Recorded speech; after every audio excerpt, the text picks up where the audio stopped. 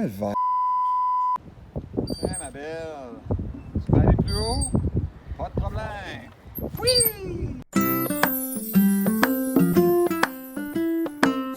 Ah, tabarnak!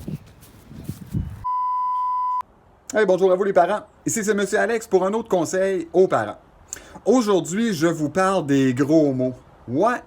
Tu sais, là, un bon sac bien placé, là, ça fait donc du bien, ça libère. Mais quand c'est nos enfants qui se mettent à utiliser ce langage-là, on aime moins ça. Pourquoi nos enfants utilisent ce langage-là? Ben, clairement, quand ils apprennent à parler, ils imitent. Hein? Ils vont répéter tous les mots qu'ils entendent, que ce soit à la maison, à la garderie, au parc et plus tard à l'école. Clairement, il y a du nouveau vocabulaire qui va se faire, puis ils vont vouloir l'expérimenter. Maintenant, quand les enfants utilisent des gros mots comme ça et que ça suscite une réaction chez les gens, c'est pire. Prenez un enfant de 2 ans qui lâche un sac, puis les adultes autour de lui rient et trouvent ça drôle. Imaginez le pouvoir que ce mot ou ces mots-là ont eu sur l'entourage. Clairement, le jeune va réutiliser ces mots-là. À 3 ans, il va sacrer, et là, le parent va se fâcher solide.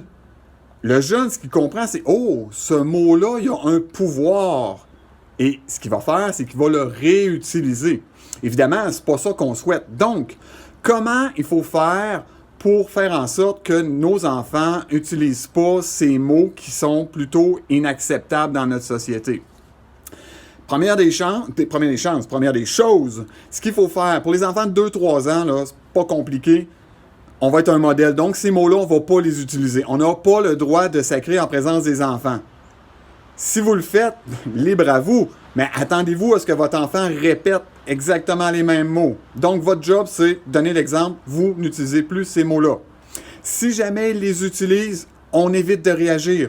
On ne rit pas, on ne se fâche pas, on laisse aller. Pour les enfants un peu plus vieux, à partir de 4-5 ans, même chose.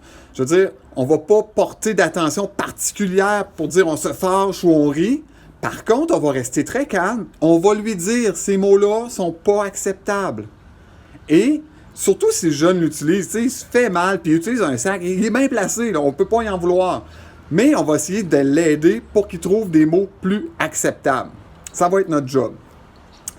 Donc, c'est pas compliqué, là. OK? On donne l'exemple.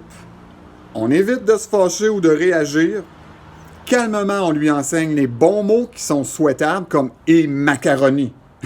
C'est sûr que macaroni, ça libère moins quand on se cogne le doigt avec un marteau, mais on va le faire pour nos enfants. Et voilà, c'est simple comme ça, fait que soyez sages, soignez votre langage et surtout, amusez-vous.